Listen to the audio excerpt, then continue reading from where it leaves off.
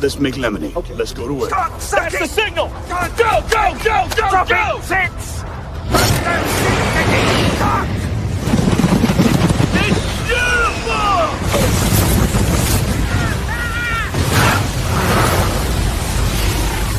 Mother Nature just pissed her pants, dude! Start your day with a jolt of energy and no-holds-barred opinions. This is The Rush, where Travis Justice and Ross Peterson bring you bold, unfiltered, and uncensored takes on sports, life, and everything in between. Buckle up and let's go.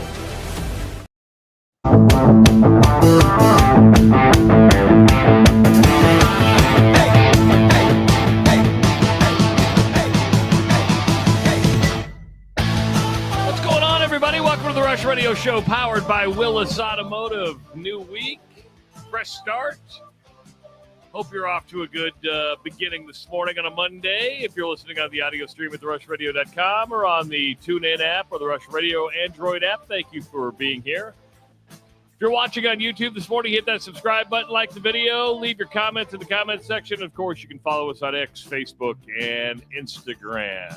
Happy Monday there, Ross Peterson. What's up, bud? What you know, man? How was the weekend? Good? You know, it's weird. I don't think you and I talked at all this weekend, which is a rarity for us. I think we touched base on Friday at some point, but after that, it was like it was silence between the both of us. It was weird. That doesn't happen that often. Eli had an impromptu baseball tournament, and then because thought baseball was done. Yeah, you were all. I remember. I told Anjanette this. I go when you were sad that it was ending. I go, trust me, Eli's going to find a tournament to play in, and they're going to do it again. So they're going to get the band back together. They did, and they played well. And so now the rain yesterday pushed this tournament into Monday. Oh. So he plays at 2:00 today. So really, well, Monday baseball, baby. Let's do it. So you got a lot of rain. I was lucky. I did not get as much rain as you did. For some reason, it rained a little. I think on because I mowed yesterday, so I had to wait for the yard to dry out a little bit. It rained on Saturday night, but nothing extreme where I'm at. So you got a lot of the wet stuff. Crazy, dude. We got a crazy amount of rain in a short period of time over the weekend. So I love the coffee mug. I love it. I think you have one coming your way. I do. I think so.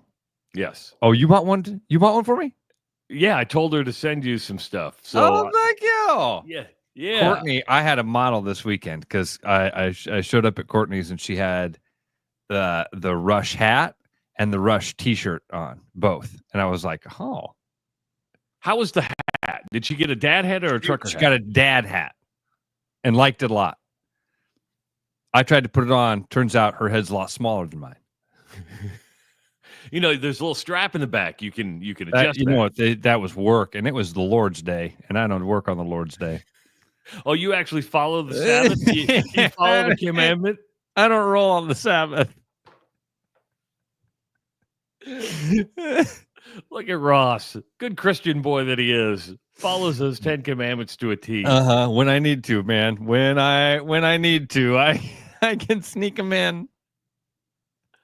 Oh. I've done the barrel of fun for the parents before. You know, it's the water cooler that. Anyway, no, I don't know what the barrel of fun is. It's a water cooler for the parents. And like a literal water cooler or like it's a water cooler. It's a water cooler. It's a cooler with a little spigot on the bottom of it. Okay. You know what I mean? Yeah. You know, when I hear water cooler, I think drinking fountain where people get around and gossip. Yeah, because that, your water coolers are plugged in. They are. Mine have a handle. Where'd you get the water? Is it filtered? No, it came straight out of the hose. Straight out of the hose. Nope, just dipped it in the lake out there and got just dipped it in the lake. It's good though. It's good water. You got a good flavor on this one. So one of the moms hose water. Yeah, right. One of the moms was like, "Hey," because again they didn't play last night. Eli's games he was supposed to play at 10:00 on Sunday. got pushed to 2, got pushed to 8. He played at 8 p.m. last night. Oh. So I show up at the park, and one of the moms is like, hey, where's the cooler? And I said, it's the Lord's Day.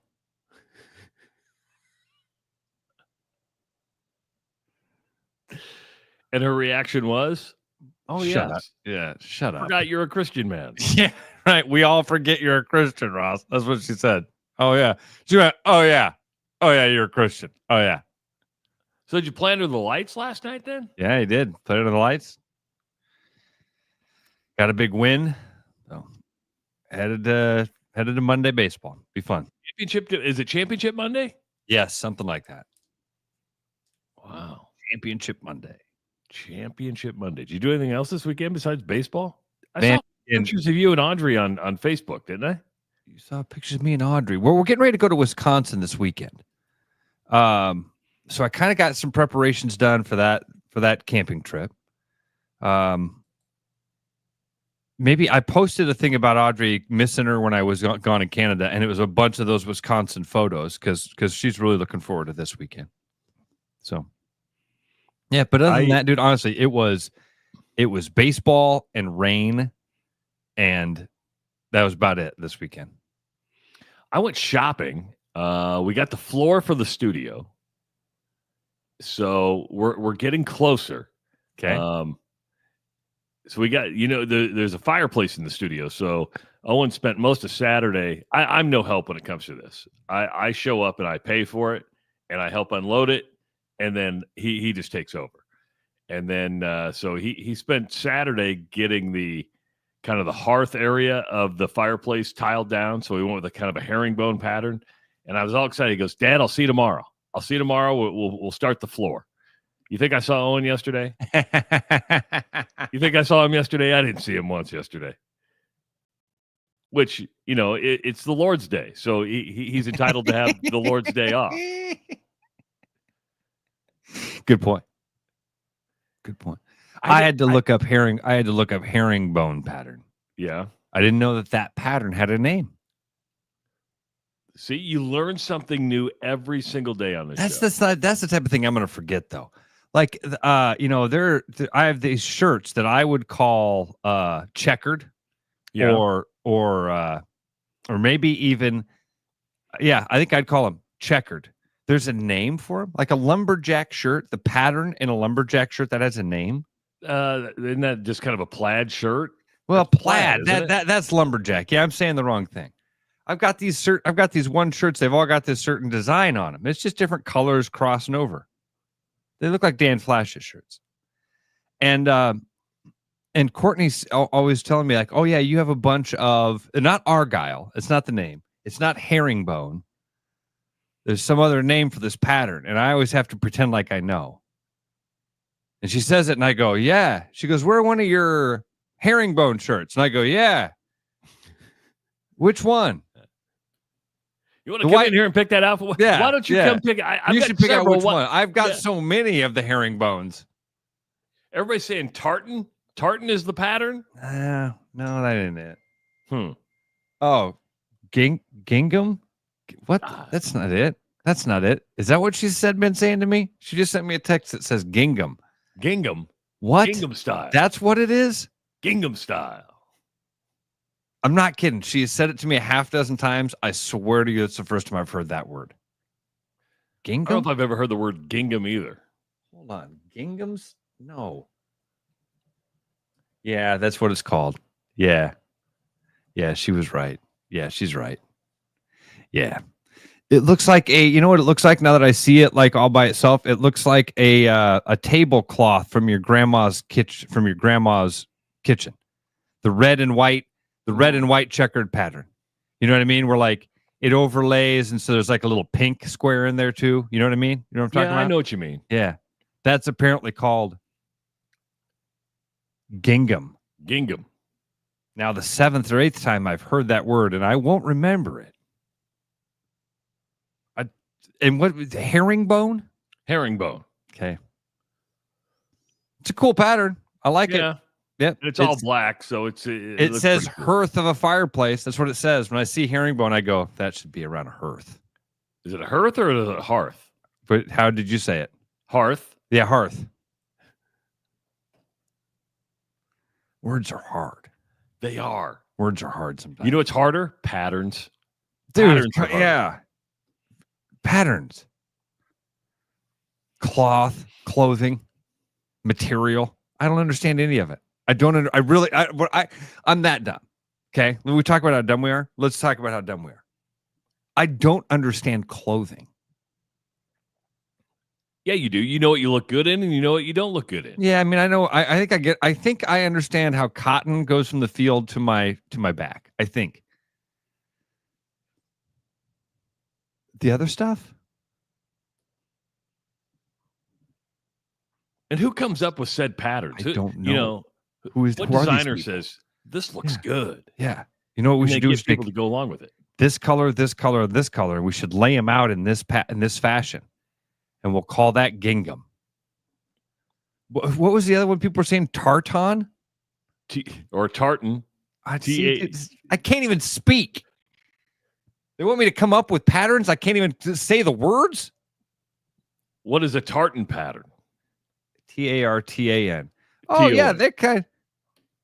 Oh, because the internet says TAN. I tried to type in tartan, ON, and it says tartan, and it's kind of like I would call that plaid.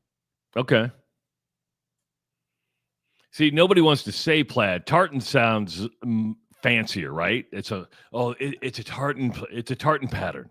Hold on. There's a tartan. Tartan is a specific type of plaid. Oh. Stuff you learn on this show. It's amazing what you can learn on this show. See, my buddy Alan is a tile guy. And see what he just wrote? He says tartan is, herringbone is my least, I think he's talking about herringbone. Herringbone is my least favorite pattern to install. It looks good, but it gets out of whack very easily. I could see that. Now, we were lucky. It was like a 18-inch by 12-inch pattern, so it wasn't a lot of it. So we kind of cut it down. I only had to buy one box of. I see. Yeah. Because again, just the hearth area. The hearth area. Yeah, hearth area. Yeah. We're learning today. We're learning. I think that's one of our shirts. Again, we should have a shirt that says, "I'm not stupid. I'm just learning." Okay, we can make that happen. We can make that happen because I don't know if you saw the new shirt that's up on the Rush Radio Show merchandise site, but you can get this right now. And let me add this. Oh, where'd it go? There it is. Pay us by listening. It's free. You're probably wondering, what the hell is this? Well, over the WNBA weekend, the WNBA players during the warm-ups of the All-Star game wore shirts that said, "Pay us what you owe us." And I'm like, well, I might as well have fun with this. So pay us by listening. It's free. The Rush. It's a limited time only shirt. If you go to therushladio.com, click on the merch tab, it's right there. And Ross he's got to feel the quality of the shirt. It's a really good shirt. You get it in black, a number of colors. But that's what the WNBA players did this weekend was wear shirts that say, "Pay us what you owe us." So this is where we're at in the collective bargaining stage of the WNBA and the players union.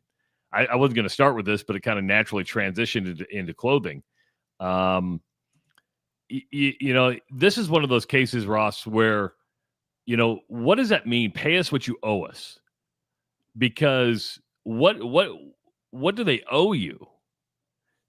Because this league has lost money since day one. It's never made money. Now, I always thought the point of business was to make said money. Last year, in what was the best year for the WNBA ever, they lost $40 million. The league lost $40 million last year. Big part of that was because they went to chartered flights. In years before that, Adam Silver has said the WNBA has consistently, year over year, lost about $10 million or more a year. when you go into business, you want to make money. And sure, revenues are going up, but expenses are going up. I always hate when negotiations take place in public because, you look what WNBA players make. It's not a lot of money. And I don't think you can compare the NBA to the WNBA. And what they're doing now is like, well, even the percentages of revenues don't even match up. Well, at the end of the day, the NBA brings in not millions, but billions of dollars. Billions. The WNBA is going to have a new TV contract, I believe, next year, which will add about $140 million of revenue per year to the WNBA, but it still pales in comparison to what the NBA is. I could say pay us what we deserve. I could see a number of other slogans, but pay us what you owe us is, I want to know. My first question would have been not, hey, tell us about the shirts. What do they owe you? What do they owe you? I think that there's a really big conversation here to have. It goes all the way up the ladder in my stupid little brain. Because this is what the internet will tell you this. Okay. These are not, don't trust Adam Silver. Don't trust the WNBA, do your own research type of thing. You can find this stuff out. It's all public knowledge. At least what you can find out is this. There's a lot of things I don't understand. Let me just go through this all. And then you tell me what I'm missing here. Okay, please. So the estimated revenue is between $180 to $200 million a year, but that's just revenue. They're still not profitable. They lose between $40 to $50 million a year. Did you say 10? I thought you said that they lose around $10 million a year. They lost 40 last year. Okay. Adam Silver has said somewhere in the before, because if you add on the chartered flights, which was the first time they did last year, which was like a $25 to $30 million expense, Adam Silver said before it was right around that $10 million mark year after year. So the first thing is you shouldn't even look at revenue. That's the wrong word. It should be profit. It should be, because remember what we're doing with the college models, profit sharing. That's the profit sharing. Yes. Profit sharing. They shouldn't even call it. So this thing of like, well, you got to compare. They get 9.3% of the revenue, and the NBA players get 50% of the revenue. Yeah, one of those leagues is profitable. So, but Travis, here's my other question. If the league has been losing money all along, has never been profitable, never, and it loses $30 to $40 million a year, despite having close to $200 million in revenue a year, why is the league expanding? Why are more owners, why are more billionaires clamoring to become owners in a league that claims to lose $30 to $40 million a year? I think it is the answer to that, to me, would be the future. They see the future being bright. They see this league and attendance going up. They see sales going up, and the potential there is to make money in the future. That's the only way I could look at it. Okay. Now, Ross and I, for years, would walk into the folks at iHeart and say, pay us what you owe us, and they just laughed at us. All right. I mean, and I'm going to divulge something here, and Ross can back me up. I did that show for 15 years. 15 years. And never once got a pay raise from day one. Not once. I started doing for iHeart in 2010. Left in 2025 without one wage increase. Ratings were up. Profit was up. Profit was up. Ross and I owned the key demographic area, and never once saw anything from it. Nothing. Sound off. We were making the exact same amount of money doing sound off from day one. We never got an increase in sound off.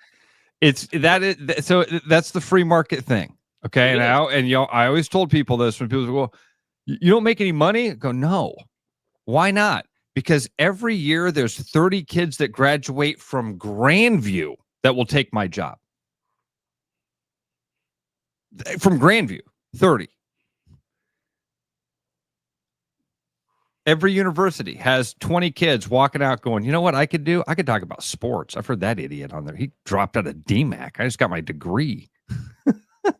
Yeah, and so yeah, I had to be able to go into my boss every year and he'd say, all right, so I had 30 kids show up and say they do your job for basically they'll pay me to come in and do this. So why am I paying you? And I'd have to start my dance and go, well, you see, I'm really good. I'm from Des Moines and people like me. Yeah, but at the end of the day, the numbers proved it. I mean, we worked at a numbers game, right? I mean, that's. But you don't. But it's a free market thing, and you don't make it is right. Yes, Travis, I want to believe your answer. I want to believe it that these really smart billionaires are looking at this and going, "Oh man, this is a 30-year investment. We're gonna invest in this league. We're gonna take the hit. We're gonna take these multi-million-dollar losses every year, but don't worry, because eventually it's going to pay off, and it's not going to pay off in the billions range, but it's going to trickle back.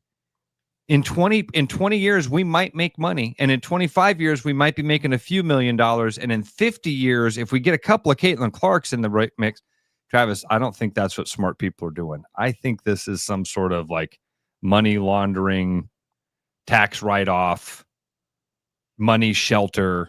Well, it's interesting that you say that because there is a theory out there that the WNBA actually makes money, but they're playing poor me.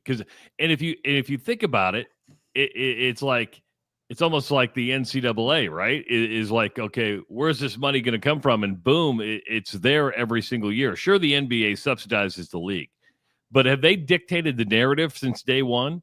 Have they dictated and I'm not saying it's rolling in the cash. I'm not saying it's in the revenues or the profit of the NBA. Not even saying that. But you bring up a good point, Ross. Is there more money there than what they're leading on? And it just doesn't make sense. Like, it doesn't make sense to me. And dude from Iowa was like, what the hell, Ross? Are you joking? I'm being dead serious, dude. This is how stupid I am, dude. This is how dumb I am. I don't understand how they're expanding the league. There are people that want to have a team, and the team's never made money. It's not like, well, I'm so competitive, I got to own a WNBA team because, man, I got to have my name in lights and I got to compete. So I'm going to buy a WNBA team. I'm not the money law. I don't know. I don't know what's happening, but it doesn't make sense to me. How are we having all of these conversations at the same time? The players are bitching that they don't make enough money, but the league is saying, hey, we're all broke. Not broke. We're not all broke. We're not all broke. They don't say that. They're not saying that. They don't say that. What they say is these things don't make money. They lose $30 to $40 million a year, and we're having our best years ever. So explain that. How have these teams not been constantly in turnover and turmoil and constantly on the market? And how has the league not been on the verge of collapse the whole time? Subsidized from the NBA, I get it. It doesn't make sense to me. We're talking about a league that's losing $40 million a year. That's expanding. That's expanded. While it's been losing money every year, it's expanded. And all on the guise of, well, the future. Because I'm too dumb. You're going to lose. They lost $30 million this year, and it's their best year ever. So the pitch has been, for the last 20 years, you're going to lose more than $30 million a year for decades. And then eventually we're going to get over that hill and we'll start making some money. So am I going to recoup my 20 years of losing $30 million plus? There's no way they're going to recoup that. So what am I missing? What am I don't get what I don't understand. I don't understand what I don't know. I don't know what I can't what? Right now in the revenues share in the revenues, this was from a quick thing last night that I was working on. 40% of the revenues in the WNBA go to players and clubs. 40% go to the NBA, which it should. If you're subsidizing it, that you should get that back, right? I mean, that's you invest money, you should get some money back. And 20% goes to outside investors. When you ask for outside investment, the people expect a return on their investment. I mean, that's normal. Now, Amazon didn't make money day one. It took almost 6 years to draw a profit for Amazon, and it took till 2003, which was founded in 1995, to draw a profit on an annual basis. So a lot of companies, especially startups, will lose money, then get investors and people like that, and that's on that the future potential. Remember, Amazon started as basically an online bookstore. That's all it was. They sold books. Now look at what Amazon is today. So it's incredible, is what it is. But Jeff Bezos also was on Jay Leno for years talking about how, hey, I don't make any money. And look how much money and Jay Leno would go, wait a minute, you're on the Tonight Show talking about your business that's taking over the universe. What do you mean you don't make money? And he'd go, I don't make money. I've got so much overhead. Once I pay my scientists, my lab rats, I don't make a dime because I'm selfless. Skinner makes a good point. Stephen Colbert, who was the #1 rated show, he was making I heard over the weekend that show. What was he making? He was making $16 million. CBS was. Here's the crazy thing about and Keith Olbermann actually. People were saying, "Oh, this happened because of political reasons. This is fascism taking over." And even Olbermann said, "Cool your jets here. You have a show that costs $100 million annually to produce." I heard 200 million. I heard 200 million yesterday. So whether it's 100 to 200 million, $100 million to record a dude sitting at his desk talking to people. How many employees do you think the Late Show had? Was it 200? 200 employees. Yeah. To do a show. 200 employees. Ross and I run this by ourselves. Now, obviously, I'm at my kitchen table. That's not true, because like this weekend, I did go out with Courtney and her family. I ran into Martha at one of the places we stopped at. We do have a team of people at Choice Creative that are helping us out. That's right. True. So that it does take more than just the two of us. I'd like to say it's just the two of us, but we got a great team of people that are helping. And that's fair. But it's nowhere 200 to produce one show a day. No. So again, Travis, like that, some of these WNBA conversations I don't get. I don't understand it. Everybody's losing money, but really smart people with a lot of money are getting in line to lose more money. That's not right. That's not right. I'm smart enough to know that that's not happening. That smart people aren't calling their friends and saying, "Hey man, I got this great way for you to lose cash. Millions a year." But the cool thing is you get to own a WNBA team. You get no, that's not how this went down. But I don't know how it went down. I don't understand the sales pitch behind it. You don't own the stadium. The city's going to own the stadium. So I smarter people than me have figured it out, dude. They sit down and say, "Here, we got an investment to tell you about, but don't tell anybody how this really works." And right. This is what you tell your accountant. This is how you shelter this. This is what you do here. This is how you claim this money. This is how you claim this money. You don't actually charge money for the parking lot. See, you lease the parking lot to a company that you own, and then that company charges a bunch of money for parking. You lease the parking lot at $1 a spot.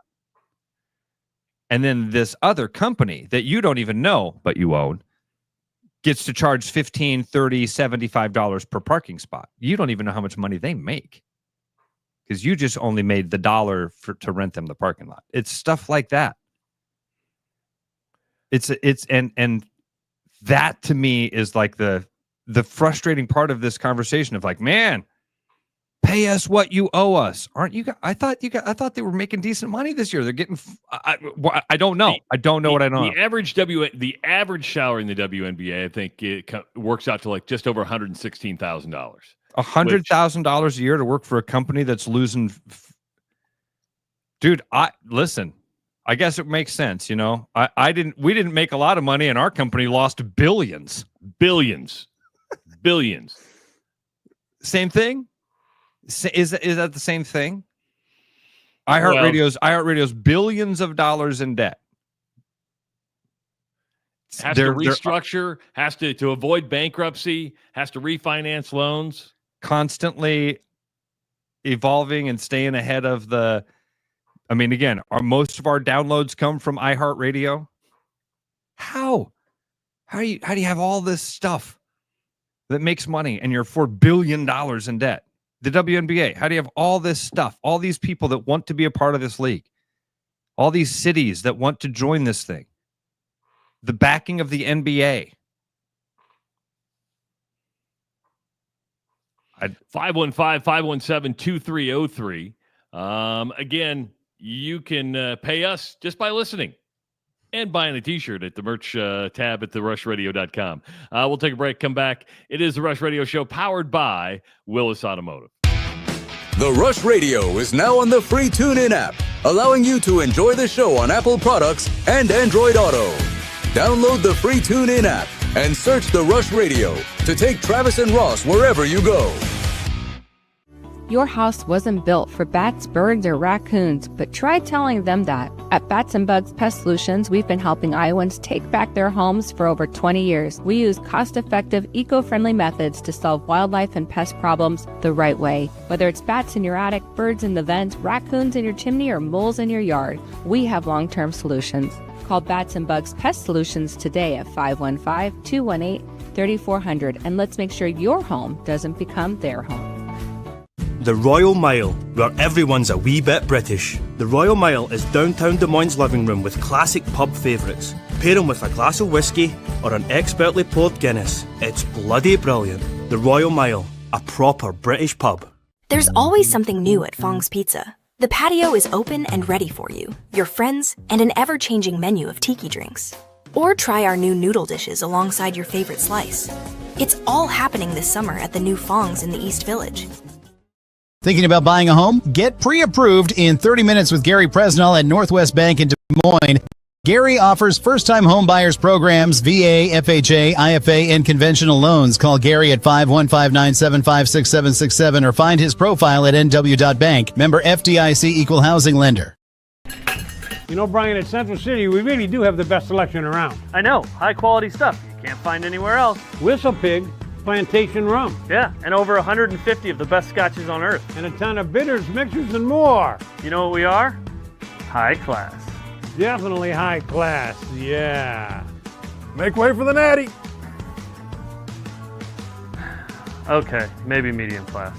Central City Liquor is home of the 10% cash coupon. And the Wooden Nickel program. Temperatures are rising, but the prices are dropping at Willis Nissan. Right now, get 0% APR financing on the exceptional Pathfinder, the state-of-the-art Murano, and the bold, best-selling Rogue. 0% interest, 0 reasons to wait. Inventory is moving fast, and the savings won't last. Stop into our showroom or visit us online at willisnissan.com today. There's a new spin on casual dining near Drake University. Lucky Horse Beer and Burgers. Craveable faves, flatbreads, delicious burgers, frozen cocktails, and a crazy cool vibe. Get to Lucky Horse Beer and Burgers today.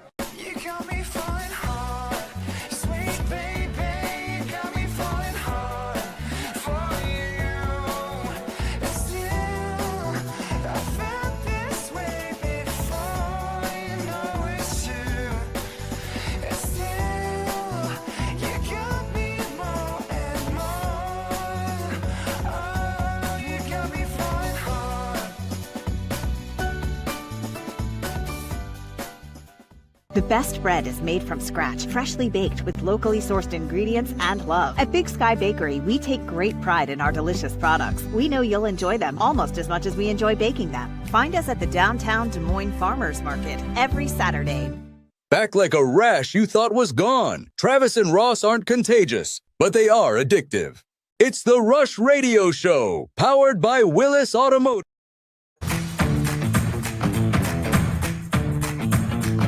Welcome back to the Rush Radio Show, powered by Willis Automotive. Happy Monday, everybody.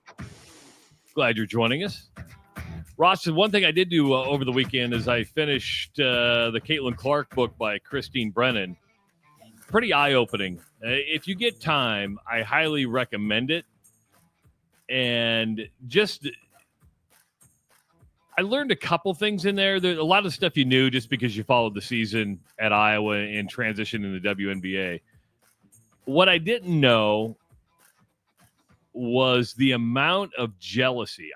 We knew there were jealous players. We knew, but the level of jealousy that extended throughout the WNBA, from current players to even the WNBA itself being not prepared for the Caitlyn Clark effect to roll in, was kind of surprising to me. From the Olympic Committee to Kathy Engelbert to other players, you just listen to some of it and you go, man, that's just it was almost great. You use this word a lot. It was gross. It was really, really gross. You're like, wow. Just and the telling part will be the All-Star TV ratings. Of course, Caitlyn Clark didn't play over the weekend. She was a coach on the sidelines because she's dealing with an injury. But usually if ratings are really, really big, they announce those like the night of. Oh, my God, look at these numbers. Those numbers haven't come out yet. Probably will come out sometime today, and I'll keep an eye on those. But it'll be interesting to see what the ratings are. I didn't watch any of the WNBA All-Star game. I didn't watch any of the three-point contest because I just wasn't interested in it without Caitlyn Clark. And speaking of Caitlyn Clark, they pick up action again tomorrow, expected to be out again with that groin injury. Soft tissue injuries are some of the most nagging in my profession, which is construction. Safety is a big thing on construction sites. Everybody thinks it's kind of the major ones that slows everybody down. It's soft tissue injuries. When you pull a muscle in your back from lifting something, you do something, soft tissue injuries put people out for a long, long time. She's already missed 10 regular season games. She's missed, one exhibition game. Tomorrow will be her 11th game she's missed. And again, from a player standpoint, you hate to see it, but it really is a gauge of when she plays, when she doesn't play, of the popularity of this league. And it isn't really that popular as you talk about these things when it comes to revenue and everything else right now. Because right now it appears it's a one-player league when it comes to interest. It has been. And yes, it is. It's one player. It's a good thing they wore the shirts, because I wouldn't even have seen a moment of the WNBA All-Star game if it hadn't been for the shirts that they wore. Yeah, okay. Think about what you're saying that right there. I mean, because I think that's an important point to say, is that the WNBA All-Star game, and this is going to, maybe make some people mad. Dude, I think everybody's on this boat. I don't think it's making anybody mad. I think everybody's on this boat of like, it's Caitlyn Clark. And if she's not, it's just like Tiger Woods. I don't think it makes anybody mad for you to say, I didn't watch the WNBA All-Star game. I have not watched a second of the WNBA. I don't say it's a brag. I'm just letting you know that like not everybody is on this. The Caitlyn Clark story is interesting. I will probably go listen to the Christine Brennan book. I'm interested in the phenomena of it. It's a good thing they wore those t-shirts, because nobody would have known that the WNBA All-Star game was happening. You want to know what the ratings were going to be? You're the only guy I know that likes it. You didn't even watch it. No, well, I want to know what the ratings are going to be just from a gauge standpoint of, hey, when your top star plays and when she doesn't play, the numbers have historically been lower a lot. Now they're up in general, but when she's in action, it's a complete different level of watching. And when you have the All-Star game in your hometown, which is Caitlyn's hometown now, which is Indianapolis, but you're right. The biggest story to come out of the WNBA All-Star game was not the basketball. It was the T-shirts and pay us what you owe us. So, did you hear that? No. Oh, it sounded like you put somebody on the air with us. But if anybody wants to go on the air, they can at 515-517-2303. Kelsey Plum did call out Caitlin Clark yesterday, Ross, which I thought was interesting. When they decided to wear the shirts, she said that she goes, I don't mean to be a tattletale, but nobody from Team Clark was in that meeting. And I'm like, oh my God, are we really going to go there? They all wore the shirts. You don't have to call somebody out for not being in the meeting. That doesn't mean they don't support you. Dude, they can't get out of their own way. I don't want to call somebody out, but I'm going to call them out. Okay. Like, I don't even know what to add to these conversations, dude. I'm sorry. I hate to come across as like, it's just not interesting to me. That Kelsey Plum going out and saying that thing it's for this. It's drama. It's just drama. I'm not trying to be a tattletale, but I saw that clip and I'm like, oh God, now we have to do this. Yeah, get out of your own way. Well, now we just have to go, oh, what did she mean? And how come her I just did? We don't talk a lot of politics on this show. I'd much rather talk politics than this. Well, we're transitioning into that. We're transitioning into that. And the reason we don't talk politics on the show is because it can be a no-win situation, and you're never going to keep everybody happy. But the truth is, Ross, President Trump has interjected himself into these Washington Commanders' new stadium. Now, back in, I think, January, President Biden said, hey, where JFK Stadium is, they gave that land from the federal government to the Washington, D.C., the city of Washington, D.C., so they can build a new stadium. And now the president has said, well, I might try to hold up the deal unless you change the name back to the Redskins. And then he throws in, hey, Cleveland, it's time to change your name back to the Indians. And I'm just like, what are you doing here? Dude, when you were a little kid, did you ever watch the WWF? Yes. And the best part was the pre-match. You know what I mean? Mean Gene, let me tell you something. Brother. Let me tell you, brother. Yeah. Coco Beware wants to step in the ring with the 24-inch Python's brother. He's going to have to deal with 30,000 scream a little Hulkamaniacs. And we're going to change the name back to Redskins. And then it's going to be the Indians. And when we're done with the Indians, we're going to Washington, D.C. Ah! It's all the same thing. It's all the same thing.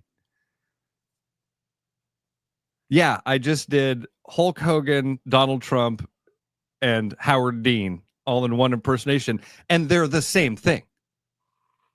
It's theater. It's freaking street theater. Hey, hey guys, guess what? It's no longer Gulf of Mexico, it's Gulf of America now.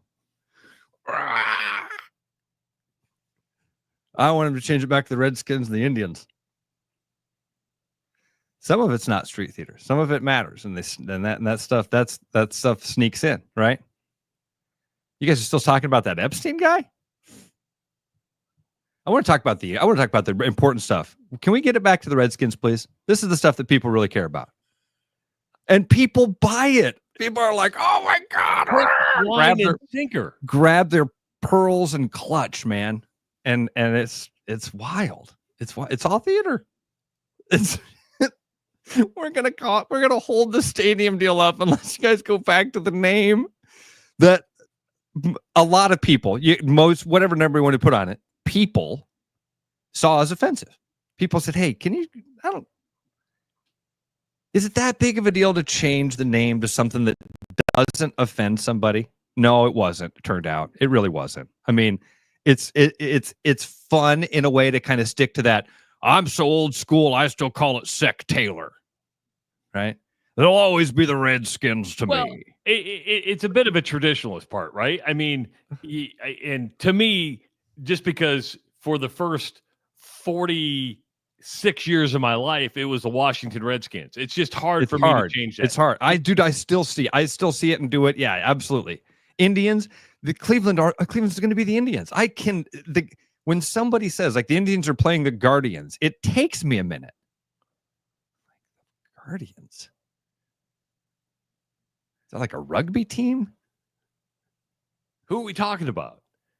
Same with the Commanders. That's one of those lingerie. It's the Commanders versus the Cowboys. You're like, yeah, right. You have to do a double take. You have to think twice. Commanders and the Guardians sounds like a lingerie football league matchup. You're like, oh, I've never heard of these teams. I'm gonna hold up the stadium deal.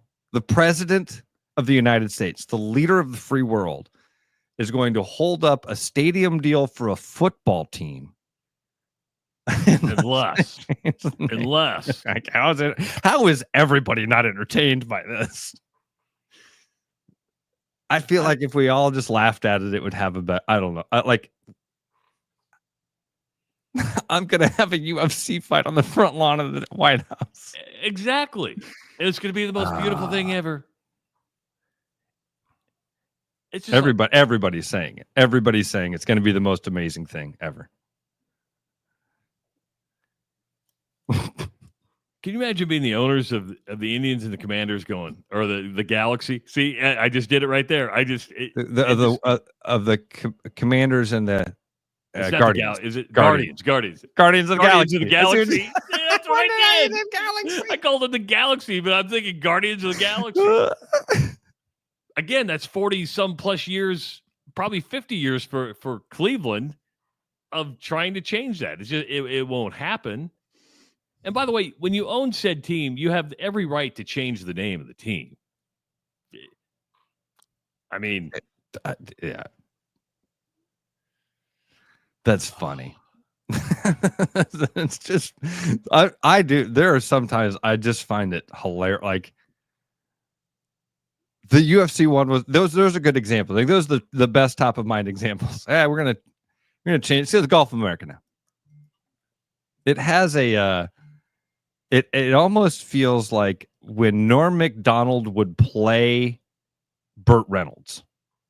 That unbelievable confidence of like, yeah, Turd Ferguson. It's my name now. It's a funny name. Turd Ferguson. Trump has that sort of thing of like, yeah, it's the Guardians and the Redskins, or it's the Redskins and the Indians now. Okay. You don't get a new stadium. Don't you have like nuclear war to worry about? Yeah. We do both. I walk and chew gum. I walk and chew gum at the same time. Like, don't pay attention to the man behind the curtain, pulling the levers and the strings. It's a diversion. It's sometimes, yeah. The conspiracy brain in me says it's that. It's look at the shiny object, and then all the stuff's happening down here. While it's the magician. I mean, were you I'm a middle-aged white guy that grew up with the Redskins, so it never offended me, right? Middle-aged white guy in Iowa. Never occurred to me that Chief Wahoo was an offensive character. Never occurred to me that Redskins was a pejorative. Now, the original logo was actually drawn by an Indian or a Native American, and the family has said, hey, it wasn't offensive. And again, we were going through a time where people didn't like it. They changed it. So be it. They did it. They own the team. They have every right to do it. Oh, you want a new stadium? Oh, we're going to hold that deal up until... So crazy. It is President crazy. President, what's on your agenda today? We recently bombed Iran. We've got potential nuclear conflict erupting in the Middle East. We've still got that Ukraine-Russia war popping off. What is it that you wanted to talk about today? Yeah, you guys heard of the Redskins? Did you guys know that they had to change? They had to change their name.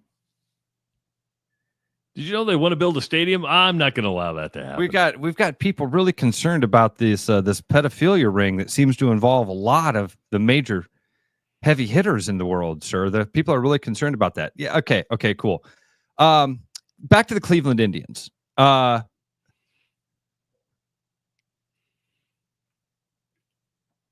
This is a South Park episode. It is. You know which episode it is? I can tell you which one it is. Remember the episode? The one with the cows, right? Nope. It's the one with the Chinese toys. The little Furby babies. And you'd touch them and they'd go, "Oh, I love you." And you'd pet them again and they'd say, "You're beautiful." And you'd touch them a third time and they'd say, "You should overthrow your government."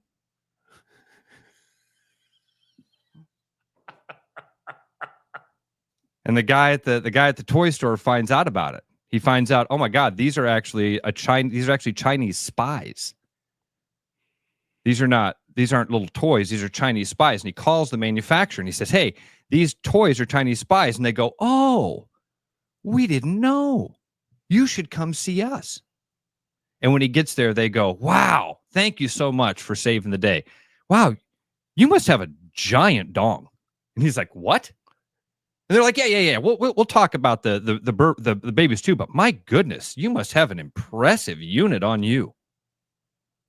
And he's like, well, yes. As a matter of fact, it is quite large. Yeah. Is that Randy Marsh? It's Randy. It's Randy. And he totally forgets why he went to China. He totally forgets that the toys are Chinese, communist propaganda, because they just keep telling him, "Man, I bet it's impressive." And that's what this is. That's what this is. Just don't even worry about the stuff you're concerned about. Dang.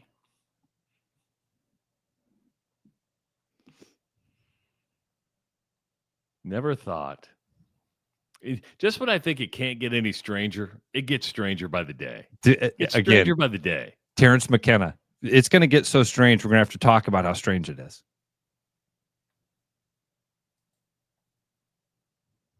We're almost there, buddy.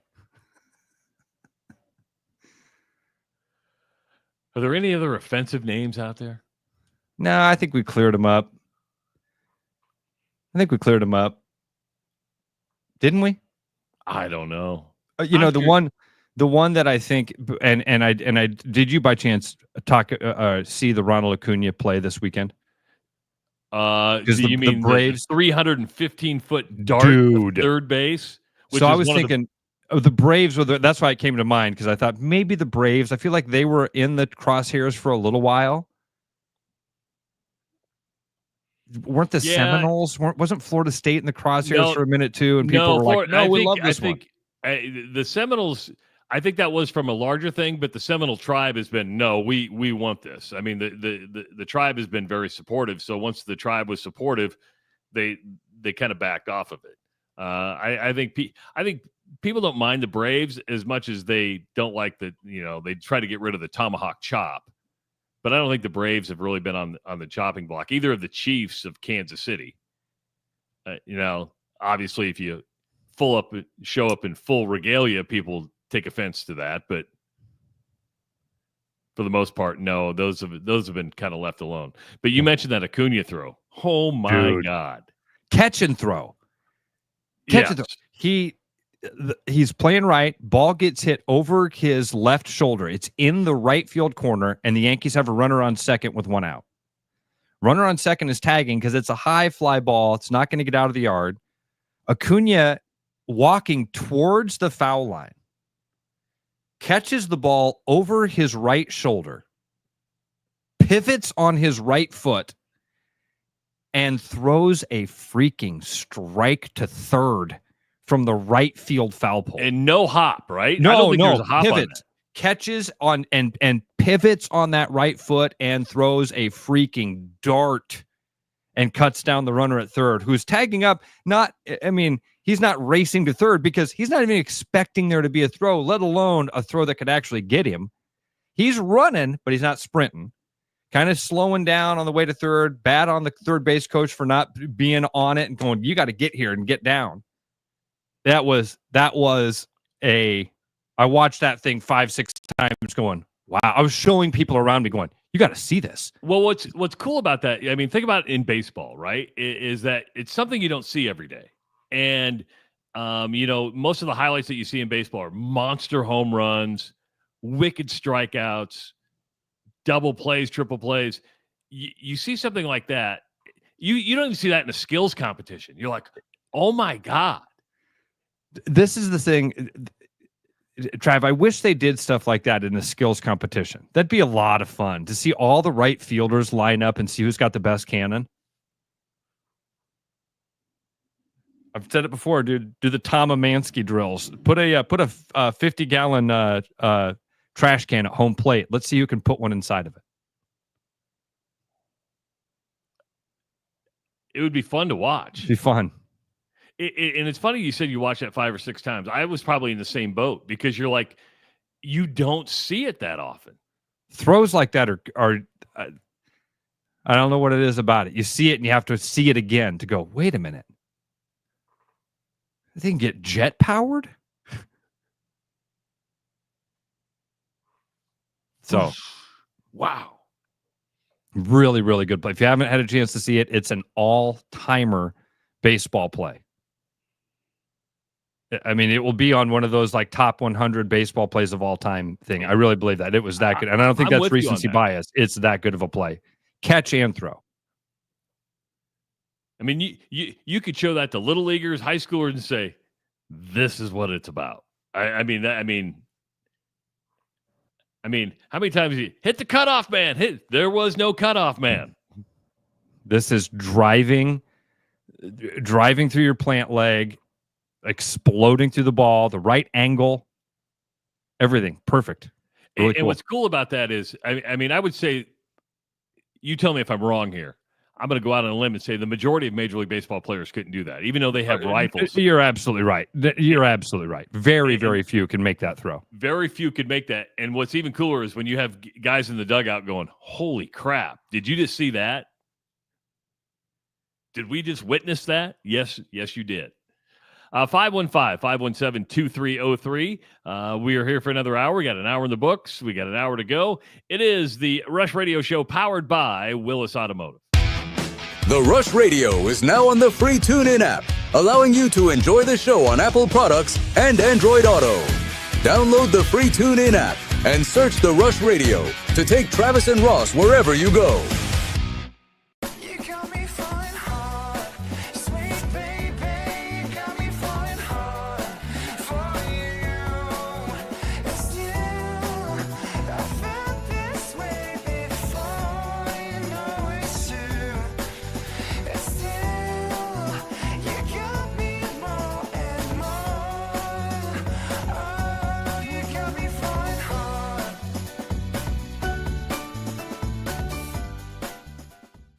Your house wasn't built for bats, birds, or raccoons, but try telling them that. At Bats and Bugs Pest Solutions, we've been helping Iowans take back their homes for over 20 years. We use cost-effective, eco-friendly methods to solve wildlife and pest problems the right way. Whether it's bats in your attic, birds in the vent, raccoons in your chimney, or moles in your yard, we have long-term solutions. Call Bats and Bugs Pest Solutions today at 515-218-3400, and let's make sure your home doesn't become their home. Hey everybody, Mason Miller, sales manager out here at Mini of Des Moines. We got some great stuff going on this month. Get into an all-new 2025 Countryman for rates as low as $2.99 out to 60 months, or lease it for as low as $359 a month. On top of that, right now, you can lease an all-new Countryman SE, all-electric, for as low as $300 a month. For more information, come visit your favorite Mini motoring advisor or see us online at miniofdesmoines.com.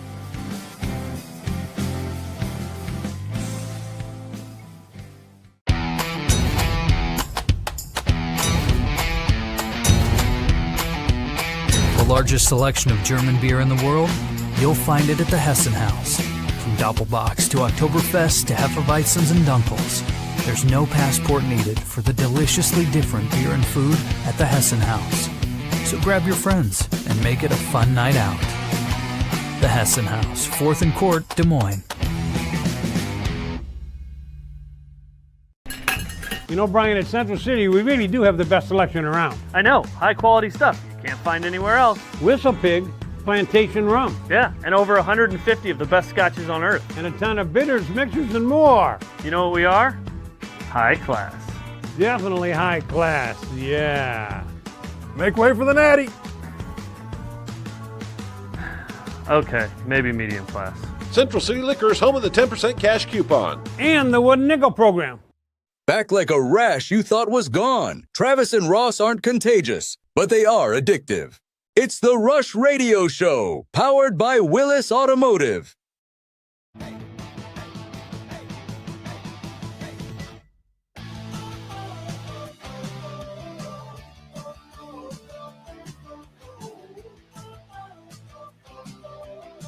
There it is. I'll figure this thing out. I'll figure life out. Welcome back to the Rush Radio Show, powered by Willis Automotive. Hour number 2. Good to have you here. If you're listening on the audio stream at therushradio.com, on the Rush Radio Android app, or the TuneIn app, thank you for taking the time to download those things. If you're watching on YouTube, good morning. Good to see you. Hit that subscribe button, like the video, leave your comments, and, of course, follow us on our social media channels. He's Ross Peterson. I'm Travis Justice. We're here till 8 o'clock today. And in the first hour, talking about Major League Baseball and the Ronald Acuna throw. Let's pick it up back with Major League Baseball, Ross. And I don't know if you saw kind of the argument between Jazz Chisholm and Braves third base coach Eddie Perez. And Perez now is getting investigated by Major League Baseball for alleged threats. And this is interpretation of what they're going to say, because you have one guy saying one thing, you have another guy saying another. And that is, this goes back to when Chisholm was on second base and was apparently tipping pitches, which is fully legal. You can tip pitches in Major League Baseball. You just can't do it with an electronic device. So if you're at second base and you see a fastball coming, you have to do it with like a natural thing, saying, hey, a fastball is coming, a curveball is coming, here comes a cutter. It's legal to do that. Yep. And you don't have to do it. You don't have to do it in a discreet way, by the way. You don't have to. I mean, I've seen guys at second base wave an arm. You know what I mean? Like, hey, yes. fastball, or the two arms is curveball. I mean, anything to give your team an advantage. And if you can pick up on those signs, that's totally been a part of baseball. Sign stealing has been a part of baseball since signs were a part of baseball. I think sign stealing is a part of any sport where there are signs, right? If you can, it's why signs exist. Yes, it's yeah. So I didn't even hear about this, Travis. So what happened here? Well, so Chisholm was apparently tipping pitches, which again is legal. He was on second. There was a sacrifice that got him to third, and him and Perez. So Perez started chirping from the Braves dugout, and it's how you interpret it, because right now Perez started pointing towards his head, and Chisholm thought or interpreted that as, and people heard it as, hey, next time you're up to bat, we're going to throw at your head. Now, Perez has come back and said, that's not what I was saying. I was saying play smart, be smart. Well, to me, if you're tipping signs, your pitcher and catcher aren't playing smart if they didn't change their signs while he's on second base. So there was this chirping back and forth, and people interpret it as, oh, you're going to throw at his head the next time. Perez comes back and says, no, I'm telling him to play smart. And those two were just going at it. Now, the Yankees won, I believe, 12-9. And Major League Baseball has said, well, we are going to investigate this now to see if a coach was actually threatening to throw it at a player's head. Jeez. Well, first of all, yes, he was. Yes, he was. He's a catcher. No. Eddie Perez was a catcher. Eddie Perez spent his entire career as a catcher. Okay. He knows what this means. When you look at a guy on a baseball field as a catcher and you point to your helmet, we all know that he's not saying play smart. What do you mean play smart? What's that mean? Don't steal your signs, or don't let I'm stealing your signs. That's not what a competitor would not do that. In fact, a competitor would do the exact opposite. they'd look at that and go, oh, crap. I just learned that he is stealing our signs. He did a bad job of relaying his signs. We just stole his sign to his batter. The same thing he just did. We just stole that sign, and so now we've got to move. You don't go to that guy and go, hey, man, hey, be smart about it. Be smarter. I know you're trying to outsmart me, so be smarter. No. Eddie Perez was saying, hey, dude, we're going to dome you. That's what that means. When you tap your helmet. That's what that means. So that's the first part of it is, okay, and then Major League Baseball is going to investigate it. And then do what? Yeah, what are you going to do? You're going to suspend him? You didn't... Probably suspend him and fine him, and they'll take $10,000 of Eddie Perez's money or something stupid and claim that this is something that baseball really wants to take serious. I do wish this is something... I do hate this part of baseball. I hate this part of baseball. Again, we've been brainwashed for generations into thinking that this is part of the game. If you don't do exactly the way that I want you to do it, when you're beating me or losing to me, in fact, there's all sorts of unwritten rules. If you don't follow them, I'm going to take this projectile and try to end you. What? You can't beat me, so you're going to hit me in the head? Oh, it's part of the game. That's the way Bob Gibson did it. That's the stuff that we hear with baseball. We've probably said it. Everybody's always probably said it. You see kids out there having fun and enjoying the game. You go, God damn it, respect the game. What do you mean, not enjoy it? Because you hated it. Your daddy made you hate baseball, so you're going to make your kids hate baseball. Got it. So you don't like the unwritten rules of baseball is what? I hate the idea that if you break an unwritten rule, the pitcher is supposed to. Damn it, this is the way the game is played, right, Trav? We've heard. I mean, this is all. I'm not making. Well, it usually doesn't come in this form. It's usually a retaliation of a hit batter, right? That's something. Well, yeah, the hit batter. That's chicken or the egg. Like when you say it's retaliation. No. It's not retaliation of the hit batter. The hit batter is the retaliation of stuff in this scenario. Now, does a wild pitch start this same scenario? Yes. You accidentally hit one of my guys. Now I'm gonna hit one of yours. I hate that part of it. And I really hate it that baseball fans just repeat it like and again, best question, why? Well, because that's the way it's always been. Why? Well, because the game has to police itself. What? Yeah. See, if I don't throw at one of their guys, then they win. It's so stupid. So I hate that part of it too. The thing of like, oh, you just beat me in part of the game. Guess what happens next, dude? Guess what happens next? We throw at your head because you're better than us, and we can't beat you. So we're just going to make sure you can't play anymore. And this is going down a rabbit hole that I think you probably know a lot more than I do. What are the unwritten rules of baseball? Oh, there's so many of them, dude. I couldn't even start. A player's not supposed to run across the mound. No other player is supposed to touch that little sacred dirt circle in the middle of the field. I had no idea about that. Yeah, that part, that's the home base. That's the safe zone for one player. One player gets to touch that. And if you aren't that player and you touch that thing, yeah, we get to throw at your head. It's part of the rules. Bob Gibson said so. I keep saying Bob Gibson because he's the guy that most people look at as like, it's the same thing, Travis, as how we put mobsters on a pedestal. Dude, it's so funny to me when I'm like, I'm at the store looking at wines, and they're like, oh, get the Al Capone wine, and you can get the Al Capone sweet. Al Capone was a shithead who never did anything productive. He stole from people. That's all he did. That's what the mob did. So they stole from people. They shook them down. They took your productive business that you were trying to, and they took your money. And they offered you protection. I was going to say, they offered protection. They offered protection from who? From them.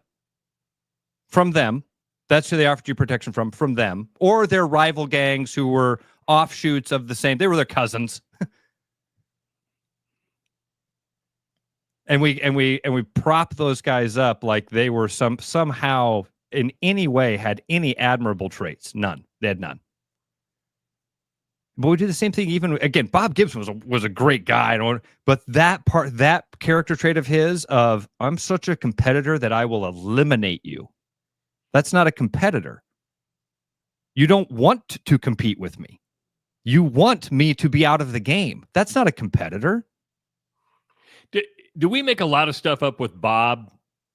How we interpret? Because I don't know if Bob ever again. said I don't mean to use him as the scapegoat for this entire conversation. I just think that he did become the face of that thing of like that intensity of I will throw at you.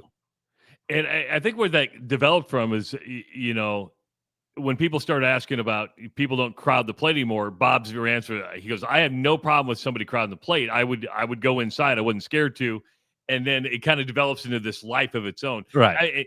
I mean, and that's, again, I don't mean to give Bob Gibson that bad name at all. I don't. I just was using him as the one face of the guy that was intense enough that he would change the game in that way. Don't mean to pick on him necessarily. Here's another one. Yeah, because somebody added this one that I've never understood this one. No bunts to break up a no-hitter. So, again, it's a very strange unwritten rule, Travis. If a pitcher has a no-hitter, you're not supposed to bunt to break up that no-hitter, okay? If a pitcher has a no-hitter, the other team is not supposed to try to get a guy on base. They're not supposed to do everything they can to try to win the game. Now, at what point in the game, like, is it okay if a leadoff hitter leads off the game with a bunt? Yes. Yeah. What about the second hitter? If you get the first guy out, can the second guy bunt?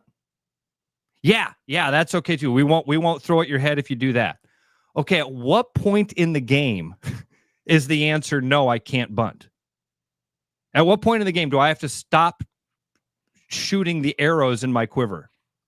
I think I have an answer for that. I think it's when you start getting your alerts on your phone from ESPN saying a no-hitter going, which is usually the 6th or 7th inning. Could you imagine the managers in the dugout and it's like, oh, crap, we missed our bunting window, guys.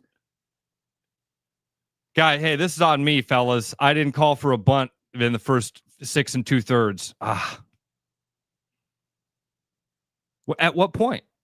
At what point do you... So, I mean, like, there's so many of these unwritten baseball rules that as soon as you start to, like, ask some questions, they instantly fall apart.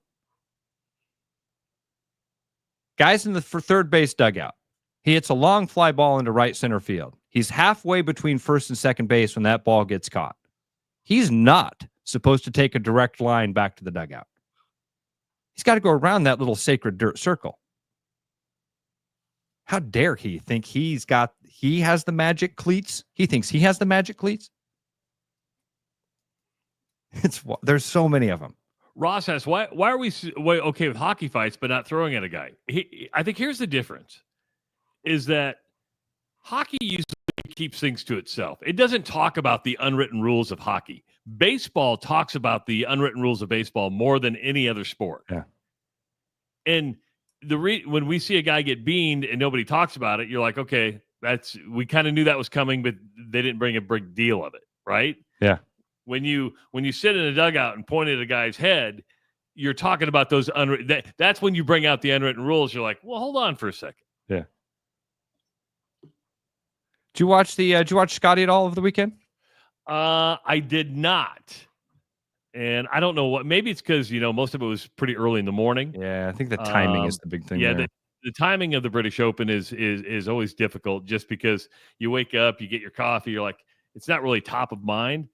But he becomes just the third golfer, I think, in history to win like 2 or 3 majors by 4 strokes or more.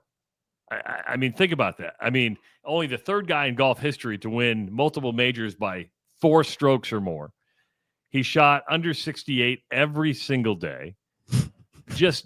And this coming off a week where he started talking about, winning doesn't fill my bucket. Oh, it fills his bucket because he went out and still competed like the champion that he is. And I don't think we've seen dominance on the golf course like this since Tiger Woods, right? I mean, it's been fair. I'm trying to think who. Man, it always seems like golf. Golf's kind of got that moving target of best in the world. Who was it right before Scotty? Who would have been the guy? Like when we look back in time, who are we going to put in that window between Tiger and Scotty as the Phil? I don't think Phil was for a as flash. No, not as dominant. You're right. We haven't seen somebody as dominant. Like going into the next major, Scotty's going to be everybody's favorite, and we haven't had somebody like that for a while. Rory? John Rahm was up there, and then John he goes Rahm. to Live. Rahm was a good one. Spieth, but Spieth never quite lived up to it. Yeah, it became almost I mean, you could throw Rory in there, but Rory, he had the name, he had the marketability, but he didn't have the wins like Scotty has. I mean, the dude is just consistent. You know who? If people aren't going to like this because he hasn't won enough to justify it. Is Bryson DeChambeau the face of golf? I'll say no because he's on the Live Tour. If he was on the PGA Tour, he couldn't do a lot of the things. And we brought this up a little bit last week. He couldn't do a lot of the things from a social media standpoint that he's doing. If they could, if the PGA Tour could get out of its way when it came to ownership of intellectual rights and players like that. We brought it up because they invited a YouTube influencer to golf in a tournament. The only reason you invite him is because he's a YouTube influencer. And then you say, hey, you can't do your YouTube stuff on the course. And the kid says, no. Well, this is what's wrong with the PGA Tour. I mean, of all the major sports out there, the PGA Tour does the worst when it comes to social media. Worst to really marketing its baseball. But you're right. But PGA is right there and stays in their own way with stuff like this. Yes. Trav, did you see? Speaking of social media and the PGA Tour, this is the type of stuff that gets out there, which is good and fun, but maybe indicative of how. You should see the great shots just as much as you see the Rory McIlroy ball on top of ball. I mean, it was so buried in there, and it shows you how underneath the ball he got. But what happened was his ball landed in the rough. He uses a shot to get out, gets underneath the ball, and lo and behold, there's another ball underneath there. It's wild to see. I mean, the first shot was from behind him, and it almost looked like he felt like he hit something because he kind of hits his ball. You see his ball fly, but as it's about 30 feet away from him, he kind of looks back down at the ground like something hit him. And then he reaches down, he picks up a second ball. And then when you see the side angle of it, his ball is sitting in the rough. Like Travis said, he comes to it, hits his ball, picks it so cleanly and with enough that it puts down force on the ball below it. The club goes over the top and the ball shoots up out of the ground and lands on his foot. That, I don't know. That was pretty crazy. Cool to see. It was funny. It was almost like, what did he just hit there? A range ball? You know how you go out on the course every once in a while, you'll see the range balls. You're like, I don't ever hit the ball. You hit the ball. You're that bad. You'll see range balls on the course. No. I'll see range balls on the course. Yes. Yeah, I pick those up. You pick range balls up? I'm kidding. I don't. Those are the only ones I pick up and go, oh, it's got the little lines. It's got lines. I bet he was wondering which ball's mine at that point. You're like, that was my thought. My thought was that, like, but then I guess when I saw the one from the side, Trav, is when you realized his, they kind of showed how it all happened. And so he did clip his ball out of there. But my first thought was, what if that was Could you imagine, dude? You watch that ball hit your foot, and the course official goes, "Okay, so you're lying 3." That's what somebody says. So surprised the PGA Tour didn't penalize him. Well, first of all, it's not a PGA event. It's the Royal whatever event. Sure, it's the British Open's not a PGA event. No, just like the U.S. Open's not a PGA event. That's a USGA event. Learn something new every day. Did you know the U.S. Open wasn't a PGA event? I don't. I feel like some of that was in my brain somewhere when you just said that. You said that in a way that made it feel like I should have known that information. So, yeah.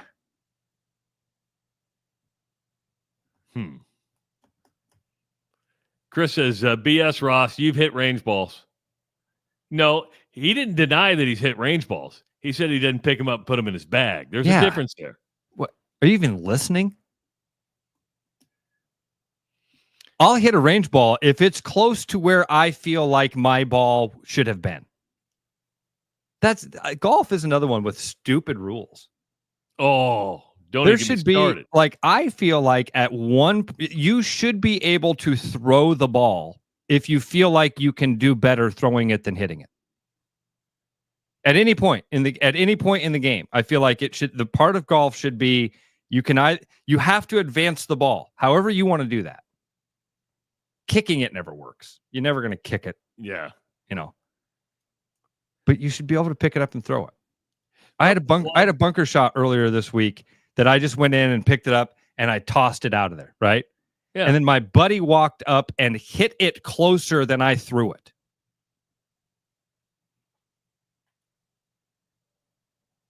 That's demoralizing. American Wyndham Clark finished tied for 4th at the British Open. And on the same day, he was banned from Oakmont. So apparently at the U.S. Open at Oakmont, he had a little incident in the locker room, Ross. And he decided to take his anger out on the locker room. On a specific locker? Is that right? I think he just went batshit in the locker room and started destroying some things. He went full Spinal Tap is what he did. You right? I mean, he went rock star and just started beating up the hotel room. Well, wasn't happy, started beating up the locker room, did some significant damage. So Oakmont gets together and sends a letter to every one of its members. Every one of its members saying that Wyndham Clark is no longer allowed on the Oakmont property grounds. Can't play golf there, not allowed to step inside the gates. Which, kind of petty. No, hear me out. Because he's come out and said, listen, I own up to it. I apologize. I was dumb.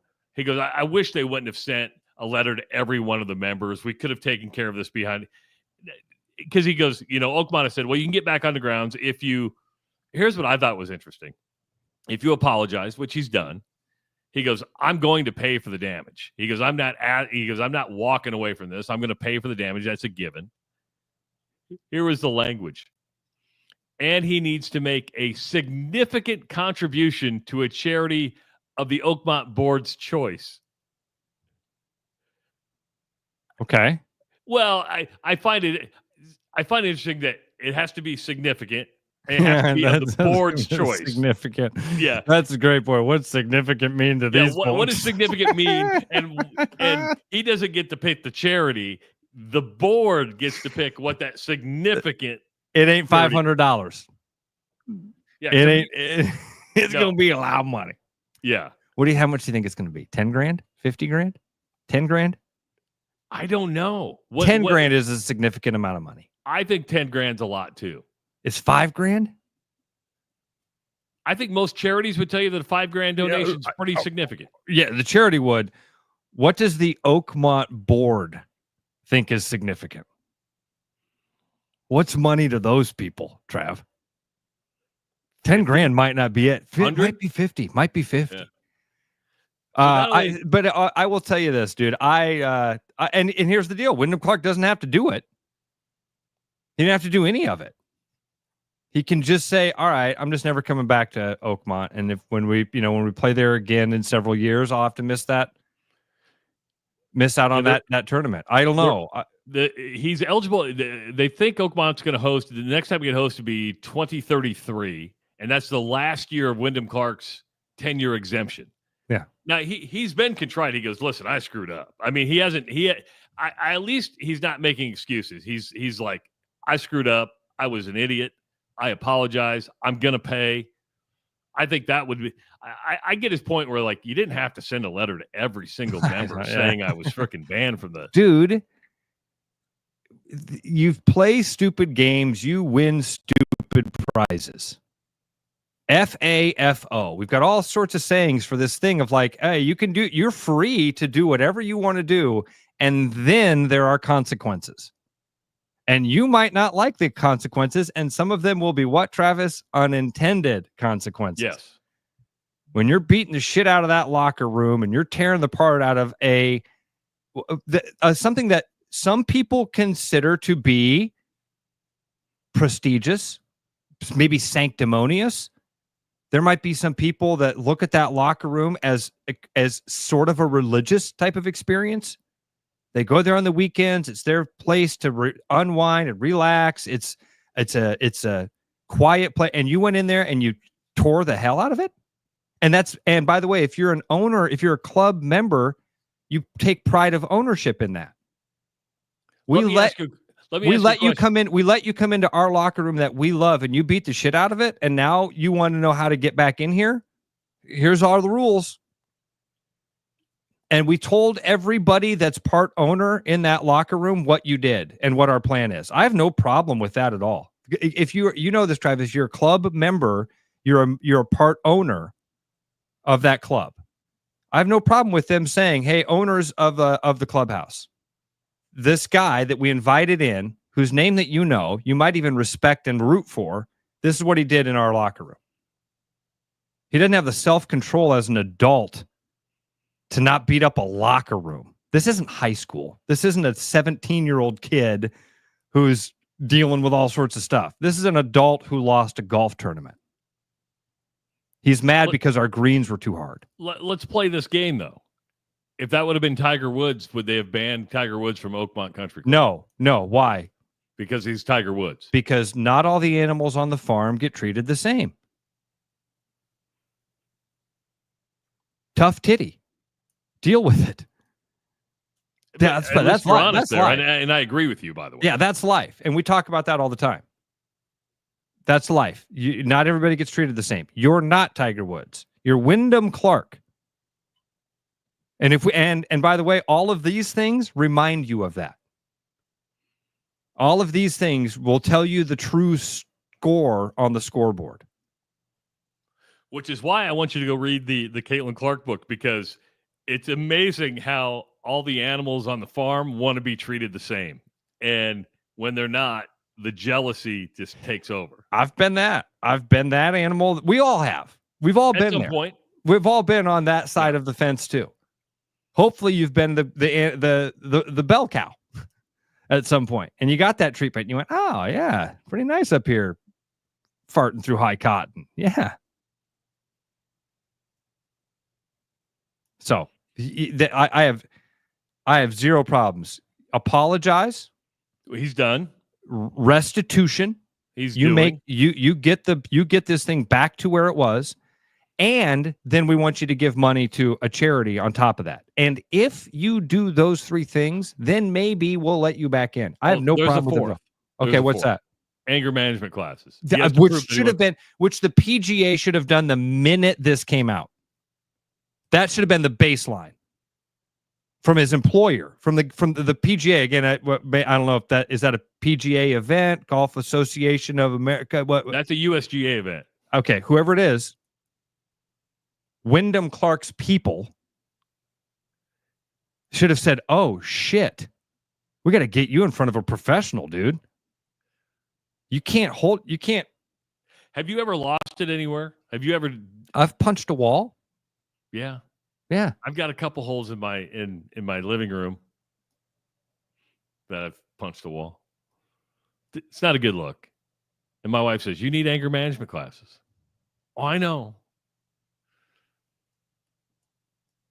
There's a great, Jackson Browne has a song called In the Shape of a Heart. And one of the lines is, there's a hole in the wall about the size of a fist or something thrown that it missed. And there are other signs as well in that home where our dreams fell. Damn, you remember lyrics better than anybody. They're poetry. Some of them are poetry. 515-517-2303. Take a break. It is the Rush Radio Show, powered by Willis Automotive. I'm loving these wooden nickels, Brian. Yeah, I suppose everyone is catching on. Just spend $20 to get a wooden nickel. It's 25. Collect 10 and add up the savings on your next purchase. Some of these are worth $5. That could be huge. I know, right? That's why you have to spend $20. It's 25. Collect 10. It's like money back to you. Spend 20, you get another wooden nickel. It's 25. Collect 10 and add up the savings. It's huge. Central City Liquors, home of the 10% cash coupon. And the wooden nickel program. It's huge.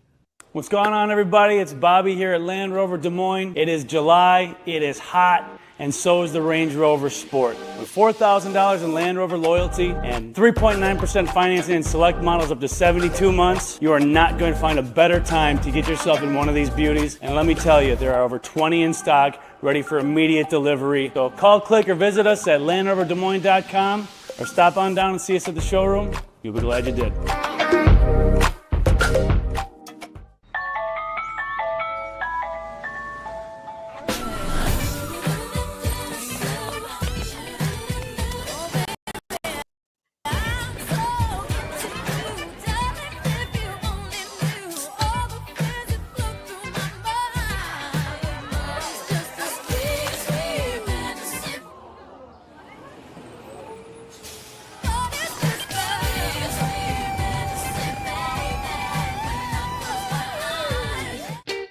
Missing a quality home-cooked meal? You know, the kind Mom used to make? Lucky for you, we found her recipe book. Welcome to the High Life. Welcome to the Champagne of Bars. Every business has priorities, and Priority One Heating and Cooling is no different. As a service provider, we prioritize quality air conditioners and furnaces that will keep your home at your comfort level year-round. As a small business, we prioritize doing things the right way and treating people fairly. As a truly local business, we prioritize our community. As a veteran-owned business, we prioritize duty and commitment. For big business service with local value, trust your home to the place where you are always Priority One. What's up? It's Marion over at Willis Volvo Cars, and I have one question. When was the last time you had an oil change? If it's been a while, swing by and take advantage of our new express service, where you can leave your car with us and we'll get it back to you same day. Come see us in Clive or schedule online at willisvolvocars.com. Rush, strong opinions, weak filters, and just enough sense to stay on the air. It's the Rush Radio Show, powered by Willis.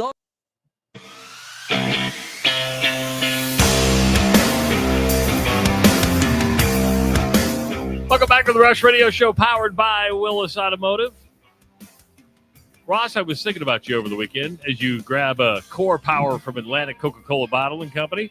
You go with the 42 grams or 26 grams this time? 42, baby. 42 grams of protein. Elite. They got me with that word right there. That's marketing at its finest. When you put something elite on it, you're like, yeah, that's better than average. You're elite. Premium is another one. Premium light beer. Yeah, you know where the premium doesn't get me? Gas. I don't buy premium gas. You buy premium gas? Am I a sucker? No, you just like paying more for your gas. So I'm a sucker. You're a sucker. It's a real polite way with a lot of words for you to say sucker. You're actually probably doing the right thing. I'm just a cheap. What it is you're taking care of your vehicle. I am a cheap ass, and I'm going to ask Dylan, my service tech at Willis. I didn't tell you this story about my trip to Canada, and then we'll get into my thing here. But this is another Willis having car guys, okay? Because my buddy Ryan, who goes fishing with me and has every year in Canada, he's one of our buddies at Willis. So we're driving up there in my Jeep. We're just north of the Twin Cities, and all of a sudden, it's like my Jeep all of a sudden is like, and Ryan right away is like, hey, your windshield wiper is wind's getting under your windshield wiper and vibrating that. And I was like, oh, I did a dumb move. I replaced one windshield wiper instead of replacing both. And we're driving and he's looking at it and he goes, yeah, I can see the housing on this one sits up a little higher and it's catching wind and that's what's causing that vibration. Well, at least it's just a windshield wiper, not the motor, right? Yeah. Or the windshield or, yeah. So going to have to get hold of Dylan and say, all right, I got to get you to replace both windshield wipers. And should I be buying premium gas? Those are my two questions for Dylan. How, dude, talk about feeling like less of a man. Excuse me, can you replace my windshield wipers and tell me what type of gas I should use? I mean, you should be able to replace your own windshield wipers. That's not, I've tried before. It didn't go well. Doesn't quite work? I don't know what I'm doing. You know what? I'm going to Google it. I'll YouTube that. That's what I'm going to do. YouTube will show me how to do it. So anyway, you had something you want to talk about here. I just wanted to brag about Willis. No, I was thinking about you over the weekend because this means nothing to the listener, but I was thinking about you because I went on a 4-mile walk with your Camino buddies this week. Oh, nice. Yeah. How are the guys doing? They're doing well. Now, speaking of cars, because we had Jason Willis on, and he has the Volvo dealership, right? And we were talking about one of the guys you walked with, Ian, went over to Europe to handpick his Volvo, where they let you drive it around Europe for like 2 days. Then they put it on the boat and they ship it back. And that's part of that Volvo driving experience. And Ian comes pulling up in his Volvo. I go, man, Ian, that's a good-looking car. What was it like driving it around Europe? And, what was it? He goes, that's not the car. I said, why not? He goes, oh, I got T-boned and it got totaled like 4,000 miles. I'm like, how would you like to do this whole driving experience? Volvo brings you over, you drive the car, you get it home, and it gets totaled within 4,000 miles. That's great. It's not great. It's not. Again, knowing Ian, I know his disposition on stuff. Oh, my God. Oh, dude. Go through all that process. That car would feel like your baby. Yes. And to come to find out, it was a college student that T-boned him, and it flipped the car. I mean, gosh, he was in it. I mean, he had to get out the driver's side. So he ended up. So the car went on its side. So his shoulders like on the road because she hit him so hard. So he was a passenger in the car when it happened. Yeah, he was a passenger. Oh, wow. And then, he was driving, but he had to. So he's driving the car, comes to an intersection, girl runs a red light, hits the driver's side door, knocks the car over. To get out, he had to go out the passenger door. Okay. Yeah, you confused me there because you said he had to go out the driver's side door. Okay. So you had to climb out the passenger side door. Yeah. Oh, wow. Yeah. You ever been in a car wreck like that? I was in a car that flipped a couple times back in when I was really, really young. I was at a Boy Scout camp, and we were in Hancock, Iowa, and we were coming back and hit a patch of basically black ice, and everybody was thrown from the car but me, and it went end over end.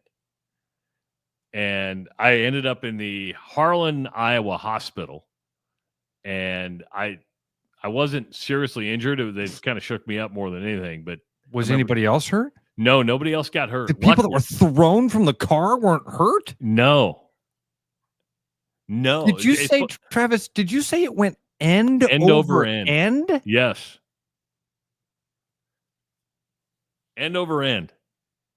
I was probably 11 or 12 years old when this happened. Dude, I thought when you said you were little, I was thinking 6, 7, 8. Oh, so you remember it? Oh yeah. Holy cow, dude. Yeah. Because we were on I think the camp was in Atlantic. We were heading back up like Highway 59, hit some black ice. I was with the and Mr. Duhachik. I remember who was driving the car. Everybody got thrown. It was snowy. It was icy. Didn't have cell phones at the time. I don't even know how the ambulance got there. Mike says, Harlan has a hospital? Murtu Memorial Hospital. Yes, it has a hospital. Hell, Red Oak has a hospital. A lot of these small towns do. And the other car accident, knock on wood, it really wasn't a car accident. My brother Todd had like a 1968 Chevy pickup. I remember rounding a corner, door flies open, and I fly out right with it. Oh, I'm sure I got a scar back here. I was bleeding like a stuck pig. But I flew out of the car. You're looking at me like, really? Oh, yeah. I got thrown from the car because the door wasn't latching, and I just wasn't wearing a seatbelt. But, dude, I drove a Jeep with no doors for years. I never felt like I was going to fly out of that thing. And I mean, listen, I was not a habitual seatbelt wearer at the time. I'm sorry. Well, but you weren't prepared. You probably you're a kid, probably bench seats. Yes. Oh, absolutely bench seats. Yeah. Those things were like the seats at the Scrambler. You ever ridden the Scrambler at Adventureland? Where they always, before you ride, they say, make sure the fattest person is on the outside. We don't want to squish anybody. Make sure the fattest person is to the right. Do they say fattest? That's how I hear it. Have you ever been in a car accident? Yeah, but nothing major like that. Nothing like roll over. Dude, end over end's crazy. It is. People thrown from the car. Like, that's nothing close to that. I've had, fender bender bump into people stuff. Oh, man. Knock on wood, dude. Lucky to be alive. And now that I start thinking about all the accidents, now you've got me going down, okay, I could have died here, I could have died here, I could have died here. You realize how lucky you are to get through life in a lot of cases. But Ian's Volvo was totaled 4,000 miles into getting it back to the United States. Do you have I have some rabbit holes. Can we? Because I got a fun one. Let's I got a go fun down. one. I don't know if this is a fun one. I shouldn't have said fun. There's an interesting one from the New York Post. Okay. Memorabilia dealer found dead after alleged $350 million counterfeit confession. Oh. Prominent sports memorabilia businessman was found dead after police carried out a search warrant into his alleged fraudulent operation on Tuesday. Brett Lemieux, 45, of Westfield, Indiana, was the founder of noted sports memorabilia site Mr. Man Cave, which he claimed sold more than 4 million counterfeit items and surpassed $350 million in sales in a 1,200-word Facebook post on the Autographs 101 group Wednesday morning. Hours later, he was found dead in his apartment. It is a long Facebook post, but essentially he lays out exactly how he and his friends pulled off a very large-scale fraudulent memorabilia campaign. A lot of these involved faking hologram authentication stickers for some of the most prominent companies in sports memorabilia: Panini, Fanatics, TriStar, James Spence Authentics, Mill Creek Sports, and GT Marketing, among others. Lemieux would use the fake holograms to sell counterfeit memorabilia at a far lower price than the market, and he profited handsomely from the tactic. In the Facebook post, Lemieux said he released 80,000 pieces of memorabilia into the marketplace when Kobe died in 2020. He noted that he considered stopping his operation, but the money was, quote, too good. It's almost like a catch me if you can scenario, right? The first time he got away with writing a fraudulent check, it's like, oh, I can do this? I can do this? Nobody notices? Nobody's picking up on this? Frank Abagnale. There's another story that comes to mind with this, and it's a bit of a stretch, and I don't think I don't I wouldn't make this argument, but it's interesting. There's a really good documentary called Sour Grapes. It's very similar to this story. It's about the wine. Remember this one? So this was interesting because wine connoisseur, and this just shows you how dumb people are when it comes to wine. And that is, you get infatuated with a label and a year, and you basically had a guy that was blending wines to get a taste and was pawning it off as the real thing, to the point where the most expert wine sommeliers could not tell. They could not tell. And he'd recork it. He did. So, yeah. So the story there, Travis is nailing it here. So he got busted for faking all of this wine. Okay. He would do exactly what Travis said. He would find the original bottles. He'd find the original labels. He'd even use like the old glue that they used. He did it. He did find the old corks. He went to extreme lengths to fake and get the flavor profile just right inside the bottle. And then he'd cork the bottle and make it look just like it had been sitting there since 1947. And sell it at auction for a huge price. He'd show up with a case of these wines that nobody'd ever seen before. And then he would open a bottle of these wines and say, hey, everybody, let's try it. And tell me what you think about it. And people would try it and they'd go, oh my God, it tastes just like we've always heard. It's got all these notes in it that we always heard it had, right? So when he got busted, his defense was this. Didn't I give you what you wanted? Didn't I give you what you wanted? You paid me for an experience. You paid me for the experience of owning this bottle, the prestige of showing your friends that you spent $10,000 on a bottle of wine that you were going to share with them. And then you pulled this 1947 cork out of this 1947 bottle while you held on to a 1947 label glued on with the right glue. And then you poured it for your friends and you all smelled it. And isn't this amazing? And you sipped it and you loved it, didn't you? Didn't I give you what you wanted? Can't these guys say that at some point? Again, not an argument I would make, not an argument I think stands up in court, but I think it's a fascinating conversation of like, didn't I give you the experience you paid for? And no is the answer. No is the answer. I paid you for a Kobe Bryant autograph with a Panini hologram on it. I didn't pay you for a fake hologram with your buddy's autograph on it. But did you get the prestige of having a Kobe Bryant autograph until today? If they never would have told you, wouldn't you feel good about it? Yeah, you'd be showing all your buddies. It probably did show all your buddies. Look what I got. So it's an interesting argument. It'll be interesting how this plays out. It's really a sad deal because this comes out of, that the guy loses his life over it, right? It was that big of a weight. I knew to stop. You read it. I knew to stop. And why didn't you stop? The money was too good. So that was one. Did you see and the sad thing is, it's a reminder of how much money is too much. Not a minute. If you're talking $325 million, at some point you don't have to work anymore, right? That's a good point, Trav. That's a good point. At some point, that's a great dude. Think about that. That's a great point. He started this thing maybe with the dream of, oh my God, someday I could make $1 million doing this scam. He got to 350 million.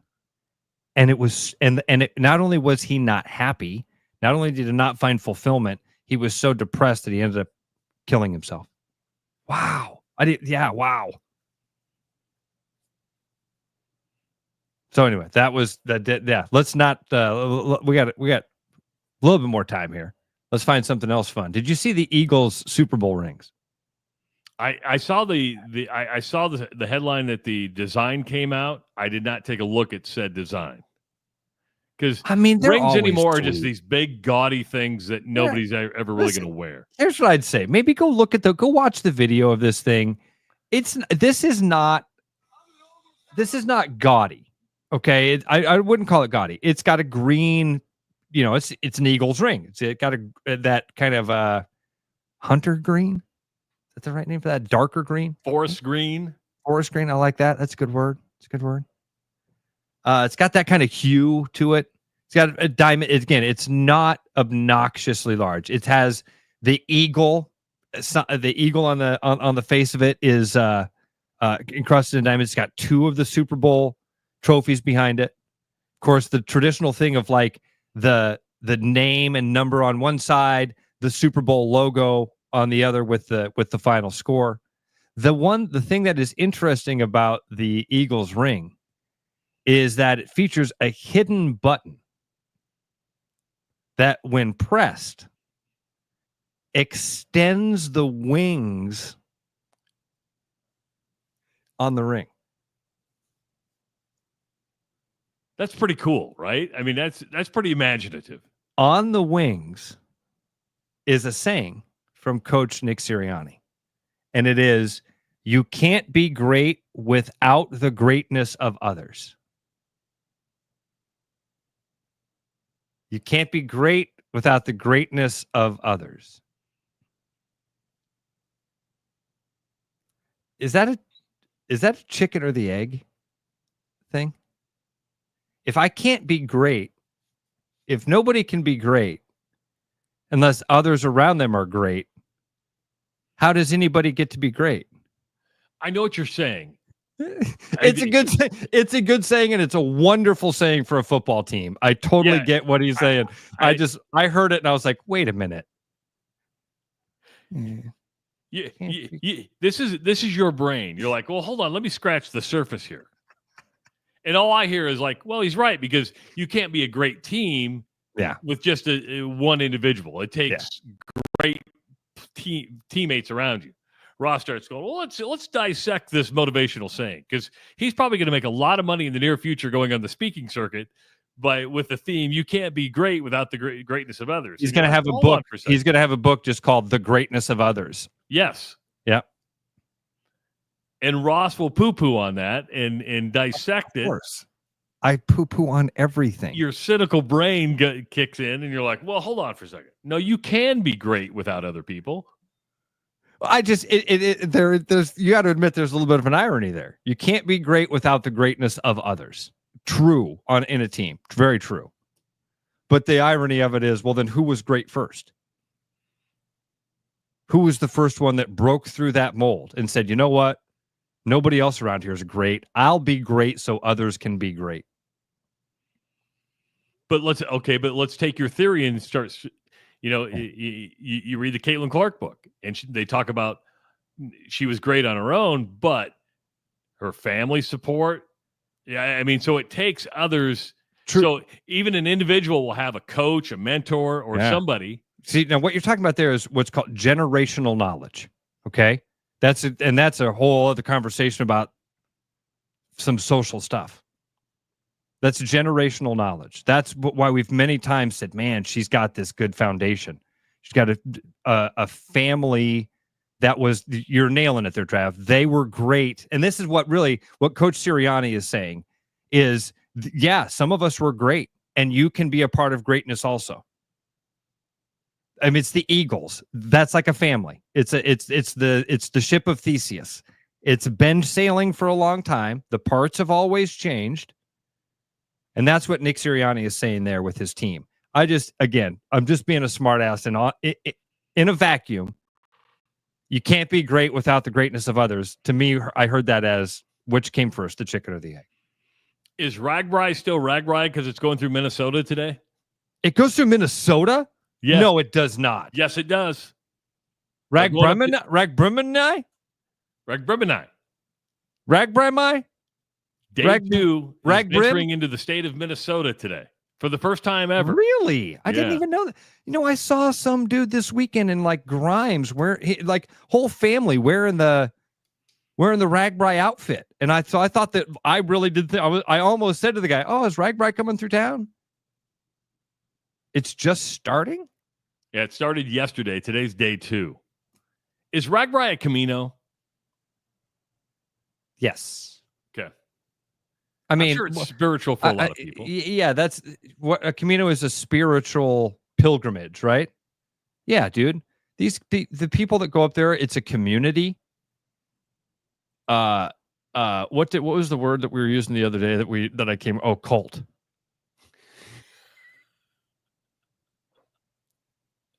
Oh, it's a cult. Culture, subculture, cult. It's not a knock. It's not a knock. We're all part of a cult in some way. It's really fun, dude. Did you ever do a summer camp? Oh yeah, I went to Catholic youth camp. Did you do multiple years? Oh yeah. Yeah, dude, you remember it fondly. I can see it like the way that you say, oh, yeah. Sent my kids to Catholic youth camp. This is what I feel like RAGBRAI. I've never done it, so I can't speak to it, but just the feeling that you get from people that have done it multiple years or that do it every year. It's their camp. It's their a couple of days a year. I get to forget my problems and just do this. And party and be around like-minded people that love the cycling community. And some of them don't even like cycling. Some of them aren't even bikers. Greta's got friends that is this fair? They're doing RAGBRAI, but they're going to do it on a motorcycle. I didn't know you could do that. So there's another M. Registers annual great motorcycle ride across Minnesota and Iowa. RAGBRAI. Ragmamai.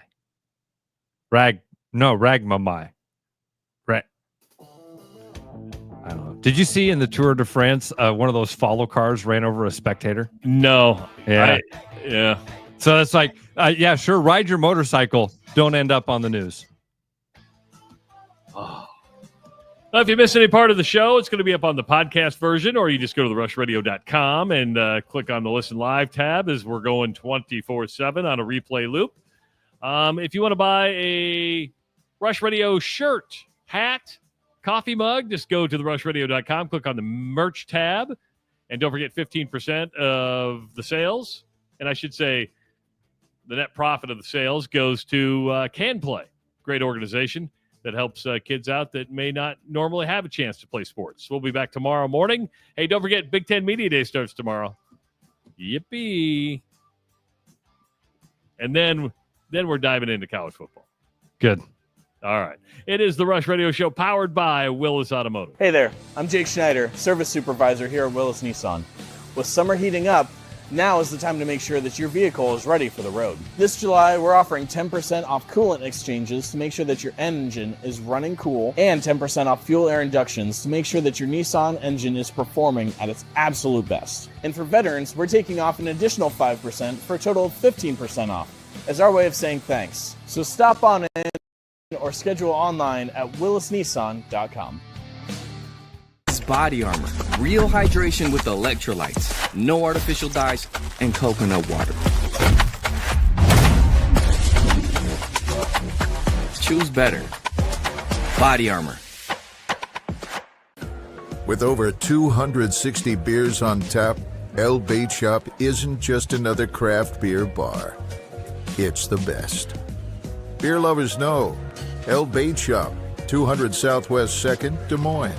There's a new spin on casual dining near Drake University. Lucky Horse Beer and Burgers. Craveable faves, flatbreads, delicious burgers, frozen cocktails, and a crazy cool vibe. Get to Lucky Horse Beer and Burgers today. Are you thinking about buying a home this year? Start by getting pre-approved with Gary Presnall at Northwest Bank in Des Moines to see how much you can qualify for and what loan programs meet your needs. Gary can get you pre-approved in 30 minutes or less with a pre-approval letter to you. Gary offers first-time home buyers programs, VA loans along with FHA, IFA, and conventional loans. Call Gary at 515-975-6767 or find his profile at nw.bank. Member FDIC Equal Housing Lender. Is your vehicle in need of some summer cleaning this year? Come into Willis Chevy for your full detail today. For the month of July, we are offering a special of $249, and that includes the interior and exterior with a wax. Give us a call to get scheduled or do it online at willischevy.com. Bread is made from scratch, freshly baked with locally sourced ingredients and love. At Big Sky Bakery, we take great pride in our delicious products. We know you'll enjoy them almost as much as we enjoy baking. Looking for the perfect golf escape? Experience links-style golf right here in Ames at Coldwater Golf Links. With rolling fairways, large greens, and unique routing, it's golf the way it's meant to be played. Whether you're a seasoned pro or just starting out, you'll love our course's welcoming atmosphere and friendly staff. Grab your clubs, book a tee time, and make every round unforgettable. Coldwater Golf Links, where great golf leads to great memories. Visit coldwatergolf.com to book your round today. Back to the rush. Strong opinions, weak filters, and just enough sense to stay on the air. It's the Rush Radio Show, powered by Willis Automotive.